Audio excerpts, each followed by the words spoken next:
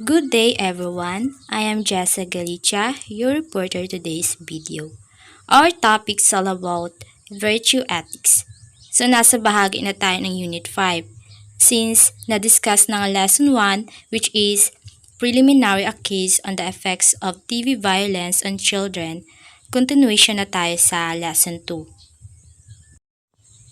The Aristotle happiness as the ultimate purpose of men.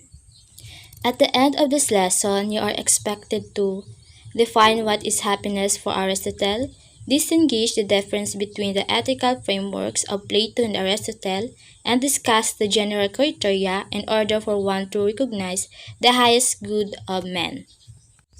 So let's define virtue ethics. This is the goodness of the human being, character of virtuous acts. Virtue ethics is a type of ethical theory that emphasizes the character of the moral agent as the key element of ethical thinking rather than following a set of rules or duties. It focuses on the development of good character traits or virtues such as honesty, kindness, courage, and compassion, which enable individuals to act morally in a variety of situations. Ang virtue ethics ay isang uri ng teorya ng etika na nagbibigay diin sa karakter ng moral na agent bilang pangunahing elemento ng pag-iisip sa etika. Sa halip na sumunod sa isang set ng mga patakaran o tungkulin, ito ay nakatuon sa pagpapaunlad ng mga magandang katangian ng karakter o mga bertud, tulad nga ng katapatan, kabaitan, tapang, at kababaang loob na nagpapahintulot sa mga individual na kumilos na moral sa iba't ibang mga sitwasyon. Virtue ethics is concerned with the goodness of the human being and the character of virtuous acts. In other words, it is not just about what actions are right or wrong, but also about what kind of person we should strive to be in order to do what is right. Virtue ethics encourages individuals to cultivate virtues and make moral decisions based on the kind of person they want to be rather than just following a set of rules or consequences. Sabi nga no, ang virtue ethics ay nakaton ito sa mga kabutihan ng tao at karakter ng mga mabubuting gawa. Sa madaling salita, hindi lamang ito tungkol sa anong mga aksyon ang tama o mali, kundi pati na rin kung anong uri ng tao ang dapat natin pagsusumikapan na maging tama ang mga gawain. What is happiness? The meaning and purpose of life, whole aim and end of human existence. The function of man is to live a certain kind of life, implies a rational principle. Function of a good man is the good and noble performance of this, if any action is well performed. Happiness is a complex and subjective emotion that is often described as a sense of well-being, contentment, and fulfillment. It is generally considered as a positive emotional state that is characterized by the absence of negative emotions such as sadness, anxiety, and stress. Happiness is often associated with the achievement of one's goals, the satisfaction of one's desires, and the fulfillment of one's needs. In some philosophical traditions, such as Aristotle, happiness is considered the meaning and purpose of life, the whole aim and end of human existence. So according to him, the function of man is to live certain kind of life, which implies a rational principle. The function of good man in the good and noble performance of these activities. Therefore, if any action is well performed, it contributes to the overall happiness and well-being of the individual.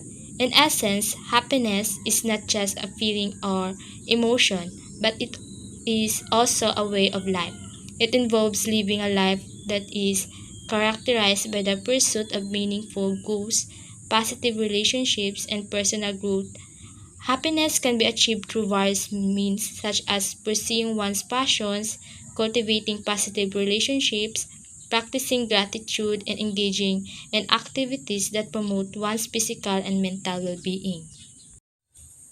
There are two major thinkers of ancient Greeks, Plato and Aristotle. So, Plato once said the real existence comes from the outside of human sensory. Si Plato ay naniniwala na ang tunay na pagkakaroon ng bagay ay nagmumula sa labas ng pandaman ng tao.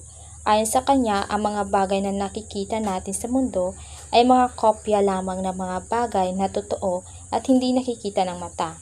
Ang mga ideyang konsepto ng mga bagay ayon sa kanya ay mayroong tunay na pagkakaroon at hindi lang basta nagmumula sa mga nakikita natin na mga bagay sa mundo.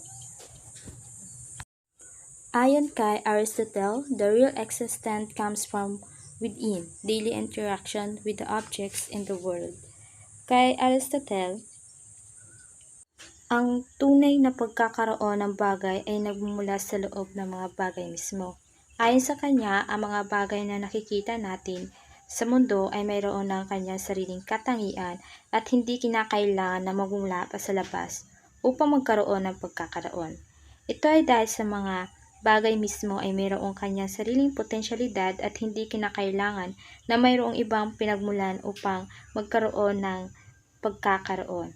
Sa pangkahalatan, ang mga teorya na dalawang pangunahing thinker na sinaunang Griyego ay mayroong malalim na implikasyon sa mga paniniwala ng tao tungkol sa tunay na pagkakaroon ng mga bagay sa mundo. In addition, they both agreed that human has distinct rational will. Also, they posited that we are all part of matter and the form. Aristotle was born in Macedonia and studied philosophy under Plato in Athens. He was considered to be the brightest among Plato's students in the former school, the Academy. He later founded his own school, Lyceum, where he became a very productive intellectual, having written numerous works on different topics such as the theoretical and practical sciences and logic. He was also known to be the tutor of Alexander the Great, who tried to conquer the word Aristotle's Nicomachean Ethics in his major works in moral philosophy. Si Aristotle ay pinanganak sa Macedonia at nag-aral ng pilosopiya sa ilalim ni Plato sa Athens. Siya ay itinuturing na pinakamatindi sa mga mag-aral ni Plato sa kanyang paaralan. Ito ang academy. Siya ay nagsimula ng kanyang sariling paaralan, ang Lyceum, kung saan siya ay naging isang produktibong intelektual na nakapagsulat ng maraming mga akta sa iba't ibang paksa tulad ng theoretical at practical na agham at lohika. Siya rin ay kilala bilang guro ni Alexander the Great na nagtangkang sakupin ang buong mundo. Ang Nicomachean Ethics ni Aristotle ay ang kanyang pangunahing akda sa moral na filosofiya. Sa Nicomachean Ethics, tinalakay ni Aristotle ang kahulugan ng pamumuhay ng may kabuting asal at ipinakita kung paano magiging maligaya ang tao. Binigyan diin niya ang kahalagahan ng mga moral na bertud tulad ng tapang, katarungan at kabutihang loob at kung paano ito maaaring magamit sa pang-araw-araw na buhay. Sinabi rin niya na ang mga bertud na ito ay maaaring mapalugo sa pamamagitan ng pag-uugali at pagsasanay. Sa kabuuan, ang mga ambag ni Aristotle sa filosofiya ay may malaking epekto sa paraan kung paano natin nauunawaan ang ating sarili at ang mundo sa paligid natin. Virtue as excellence. According to Aristotle, excellence is an activity of the human soul which must be directed by his or her rational activity in an excellent way.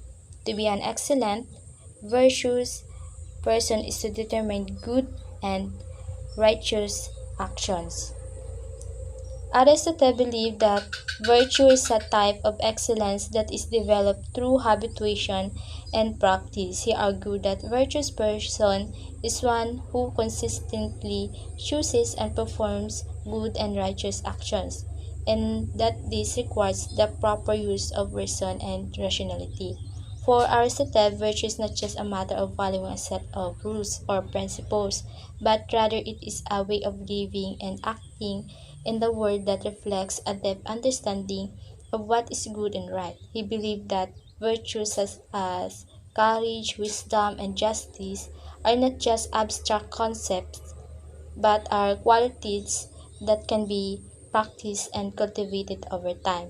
Overall, Aristotle's view of virtue as excellence emphasizes the importance of developing good habits and consistently choosing to act in ways that reflect our highest ideas and values. By doing so, we can become better people and live more fulfilling lives. In Aristotle, excellence comes by habit.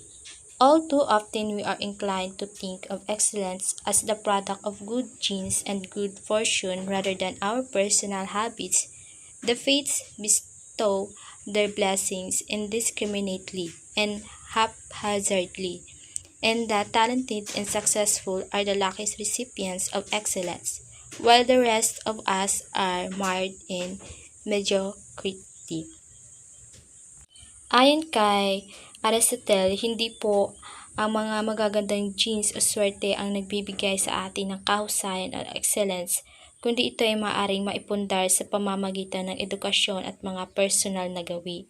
Naniniwala siya na ang mga bertud tulad ng tapang, kabutihang loob, at katarungan ay hindi lamang mga abstrakto na konsepto kundi mga katangian na maaaring maging bahagi ng ating pagkatao sa pamamagitan ng pagpapakadalubhasa at pagsasanay.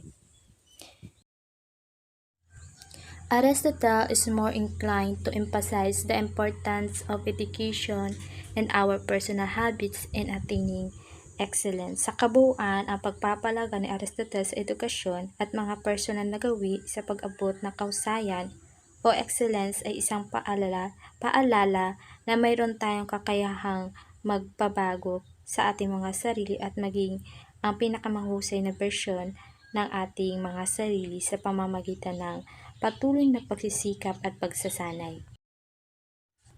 Aristotle distinguished between two types of excellence, intellectual excellence and moral excellence. Intellectual excellence, this emphasizes the primary rule of the long process education. Intellectual virtue requires the accumulation of experience and knowledge over time through qualified teachers.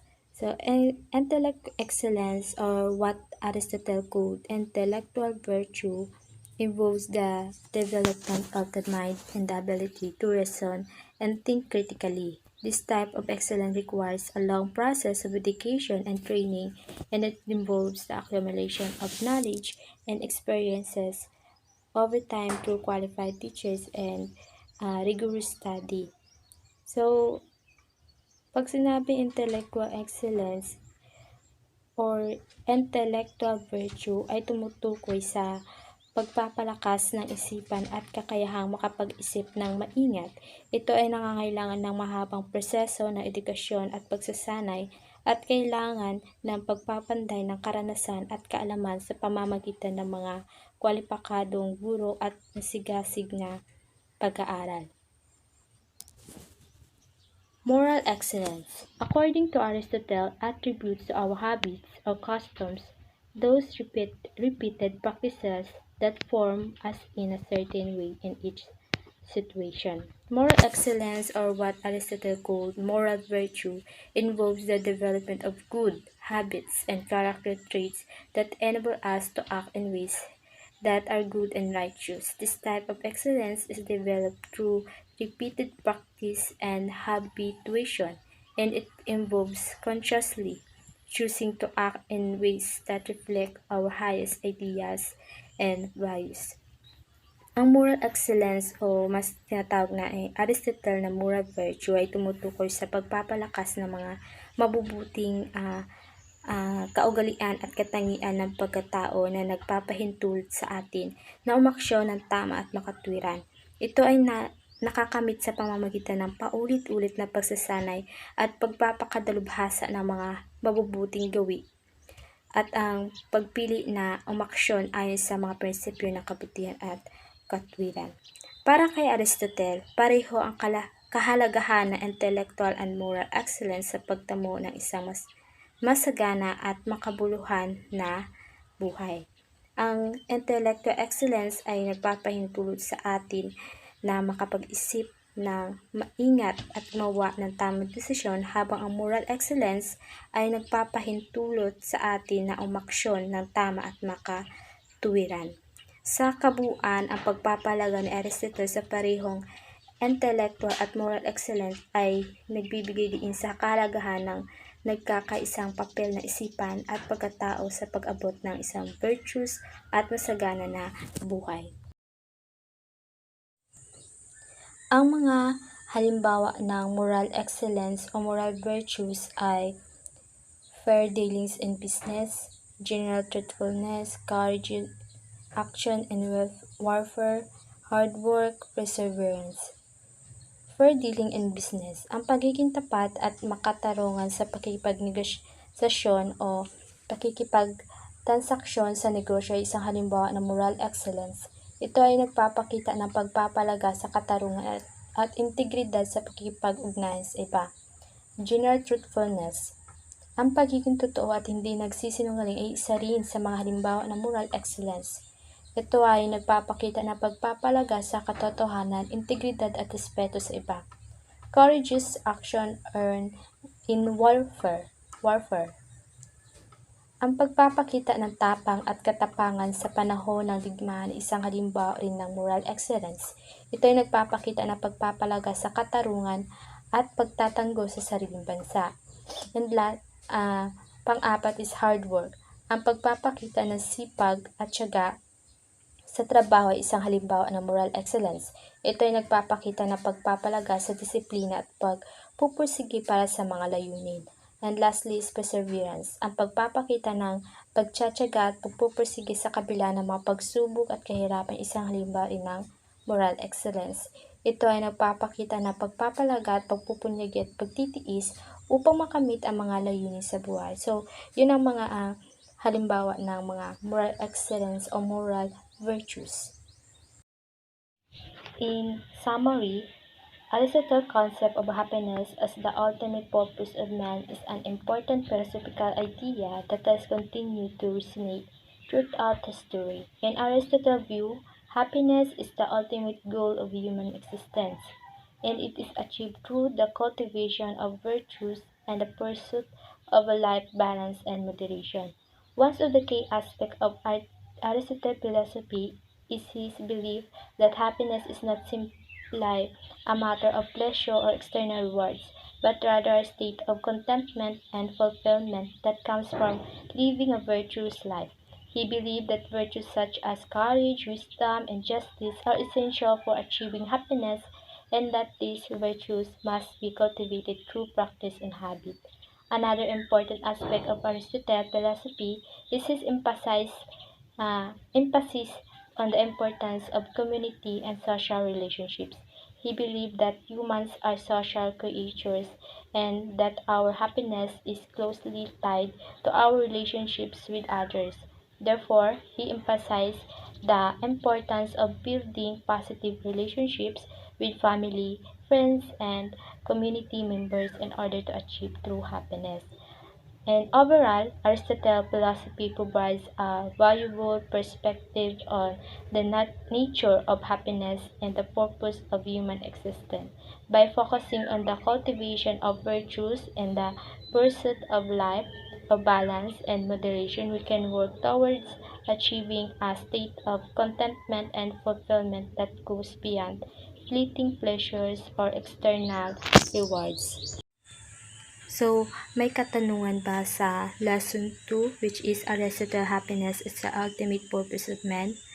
Kung wala ay continuation na tayo sa ating lessons.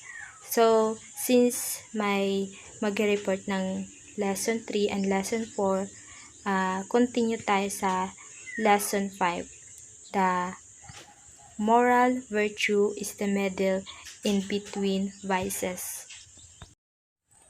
At the end of this lesson, you are expected to discuss what in Mesotest distinguishes virtue from vice and define moral virtue. One needs to develop practical wisdom by exercising the faculty of practical mistakes on how reason is applied to a particular moral choice or action. But it is precisely in experiences that one is able to sustain practical wisdom for it to there's someone ability to know morally right choices and actions. In other words, one able to mature and grow in her capacity of knowing what to do in living morally upright life. So, Aristotle believed that developing practical wisdom, or what he called prognosis, requires the exercise of reason in making moral choices and action. This means that we need to learn from our experiences and mistakes in order to develop the ability to choose what is morally right. So, ang pagpapalakas ng practical na karunungan o tinatawag nating prognosis ay nangangailangan ng paggamit ng rason sa paggawa ng mga moral na decision at action. Ibig sabihin nito, kailangan nating matuto mula sa ating mga karanasan at mga pagkakamali upang mabuo ang kakayahan na pumili ng tama at makabuluhang moral na desisyon. According to Aristotle, practical wisdom is not something that can be taught or learned through theory alone. It requires the development of a practical skill or habit that is acquired through experience and practice. Through the repeated exercise of practical wisdom, we become more adept at making moral choices and actions, and we are able to live a more virtuous and upright life. Ayon din kay Aristotle, ang praktikal na karunungan hindi matutunan lang sa teorya lamang. Ito ay nangangailangan na pagpapanday ng praktikal na kakayahan o gawi na nakukuha sa pamamagitan ng karanasan o pagsasanay sa pamamagitan ng paulit-ulit na paggamit ng praktikal na karunungan. Mas nahuhubog natin ang ating mga kakayahan o paggawa ng tama at makabuluhang mga moral na desisyon at aksyon, at nakakatulong ito sa atin upang mabuhay ng magsigasig at may kabuluhan. Sa kabuuan, ang pagpapalaga ni Aristotle sa kahalagahan ng praktikal na karunungan sa paggawa ng mga desisyon ay nagbibigay diin sa pangangailangan ng kombinasyon ng theoretical na kaalaman at praktikal na karanasan upang makamit ang isang virtuous at masaganang buhay. For Aristotle, developing a practical wisdom involves learning from experiences. Knowledge is not inherent to the person. Knowing the right thing to do when one is confronted by a choice is not easy. This is why when it comes to life choice, and we can seek the advice of elders within one's community, those who have gained so many life experiences and thus hopefully have developed practical wisdom, because chances are they would be able to assist in someone's moral deliberation. Parents, for example, can offer an advice on how to conduct oneself in front of family members and relatives. Senior members of the community like parties, counseling, and leaders might be able to guide the young members on how relationships with others are fostered. Sa summary na ito, ayon kay Aristotle, ang pagpapalakas ng practical na karunungan ay nangangailangan ng pagkatuto mula sa mga karanasan. Hindi ito taglay ng tao sa kanyang pagkatao. Hindi rin madaling malaman ang tamang gagawin kapag nagkakaroon ng pagpipilian. Ito ang dahilan kung bakit sa mga pagpapasya sa buhay, maaaring humingi ng payo sa mga nakakatanda sa komunidad, mga taong mayroong maraming karanasan sa buhay at marahil ay nakapagpanday na ng praktikal na karunungan dahil may kakayahan silang magbigay ng gabay sa moral na pagpapasya. Halimbawa, ang mga magulang ay maaaring magbigay ng payo kung paano magpakatao sa harap ng mga kapamilya at kamag-anak. Ang mga matatanda sa komunidad tulad ng mga pare, tagapayo, at mga leader ay maaaring magbigay ng gabay sa mga kabataan kung paano mapalago ang mga relasyon sa ibang tao. Sa pangkalahatan, ang pagbibigay diin ni Aristotle sa kahalagahan ng paghanap ng payo at gabay mula sa mga taong mayroon karanasan at praktikal na karunungan ay nagpapakita ng pangangailangan sa isang komunidad na pagpapanday ng moral na kakayahan, sa pagkatuto mula sa karanasan ng iba at paghanap ng gabay mula sa mga taong mayroong mas maraming praktikal na karunungan. Maaring magamit natin ito upang palakasin ang sarili nating praktikal na karunungan at mabuhay ng may kabuluhan at kabutihan sa buhay. So, meron akong babasahin tungkol kay Aristotle tungkol sa saying niyang it is the middle intermediate or mesotes for the Greeks that is aimed at by a morally virtuous person. So, dinetermine niya dito yung middle becomes the proper tool by which one can arrive at the proper way of doing things. So, ito yung kanyang saying.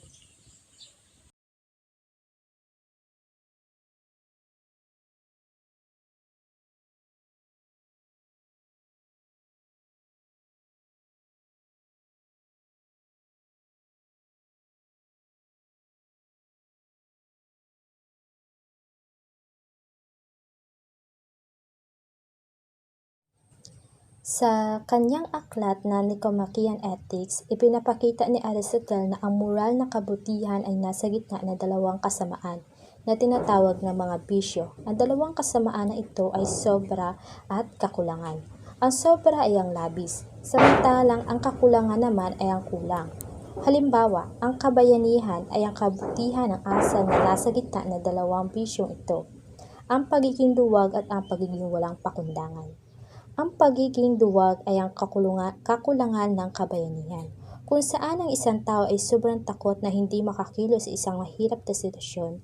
Sa kabilang banda, ang pagiging walang pakundangan ay ang sobra ng kabayanihan, kung saan ang isang tao ay nagiging masyadong mapusok at hindi nag-iisip ng mga bunga ng kanyang mga aksyon. Ang taong may kabutihang asal na kabayanihan ay alam kung kailan siya dapat lumaban at kung kailan dapat magpigil at huwag maging mapusok. Ayon kay Aristotle, ang moral na kabutihan ay hindi nanggagaling sa ating likas na katangian, ngunit ito ay nagmumula sa pagiging mapapraktisado. Naniniwala siya na ang isang tao ay magiging marunong sa kabutihan sa pamamagitan ng paulit-ulit na pagsasagawa ng mga kabutihang gawain hanggang sa ito ay maging isang habit.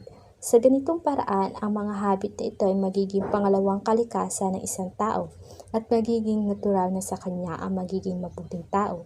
Sa buod ng teorya ni Aristotle tungkol sa moral na kabutihan na nasa gitna ng dalawang bisyo, ay isang kapaki-pakinabang na balangkas para sa pag-unawa sa mga ethical na gawi. Ipinakita nito ang kahalagahan ng balanse at pagiging katamtaman sa ating mga gawi at pagkatao. Sa pamamagitan ng pagpupunyagi sa mga kabutihang gawain at habit, magagawang linangin ng isang tao ang kanyang moral na pagkatao at mamuhay ng may kaganapan. What is the difference between moral virtues and vices? Virtue is defined as behavior showing high moral standards. Vice, on the other hand, is referred to as immoral or weak behavior.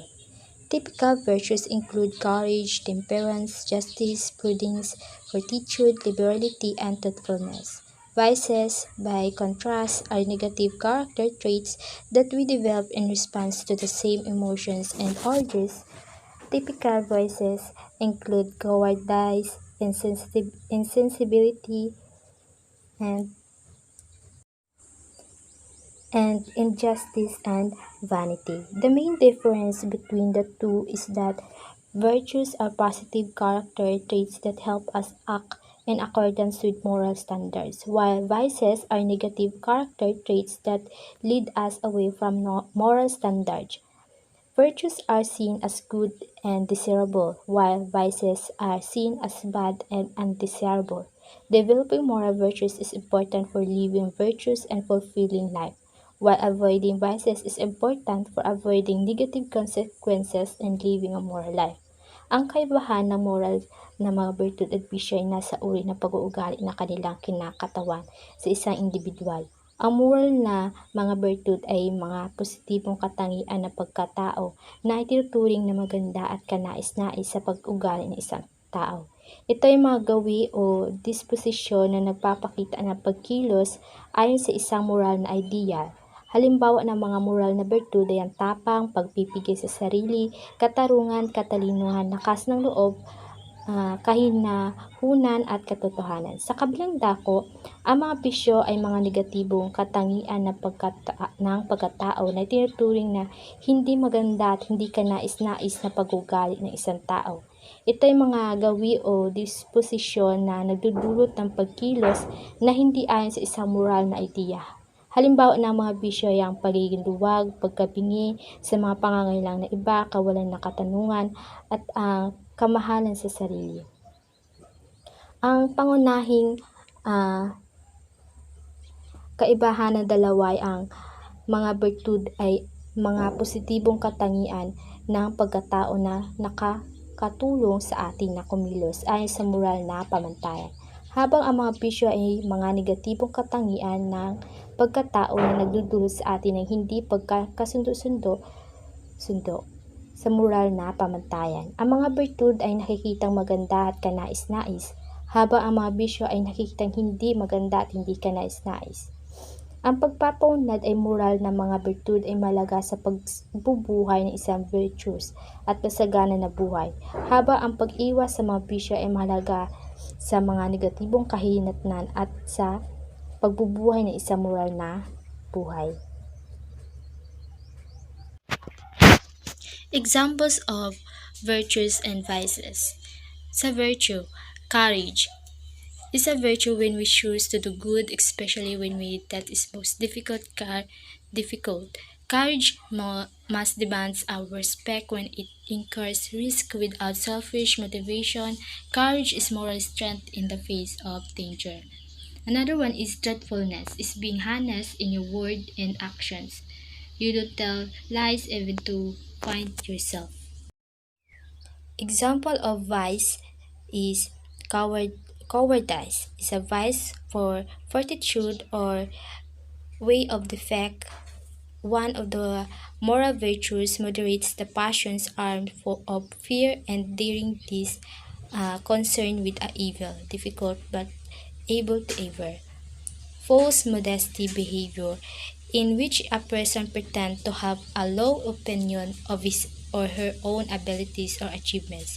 He shows great pride in hand, has no false modesty about his success. These are just a few examples of virtues and vices. There are many other qualities that can be either virtues or vices depending on how they are manifested in our lives. So ultimately, what distinguishes a virtue from a vice is whether it leads us towards more moral excellence and fulfillment or away from it. So additional din sa example ng vices is yung dishonesty, envy, greed. Sa dishonesty is a vice when we lie or deceive others for our own benefit, when we do not live up to our word or act in ways that are deceitful or manipulated. We fail to demonstrate the moral strength and integrity that are essential to virtuous life. Sa envy naman is when we feel resentment towards others for their success or happiness. When we are able to celebrate the success of others or feel resentful towards them, we fail to cultivate positive relationship and live virtuous life. Virtues and vices are important concepts in ethics and philosophy. Virtues are positive character traits that are developed through practice and habituation and are seen as essential for leading a moral and fulfilling life. Vices, on the other hand, are negative character traits that are seen as harmful and can lead us away from a moral life. Some examples of moral virtues include courage, temperance, justice, prudence, fortitude, liberty, and truthfulness. So, in summary, moral virtues and vices are important concepts in ethics and philosophy that help us to understand what it means to live a moral and virtuous life. By developing positive character traits and avoiding negative ones, we can strive towards a life that is fulfilling, meaningful, in accordance with moral principles and ideas. So, ang ibang mga lessons sa Lesson 5 ay ipagpapatuloy ni Ms. Micaela Gatalio na i-discuss itong lesson 5, which is the moral virtue is the middle in between vices. At hanggang dito na lang po nagtatapos yung report ko. Thank you.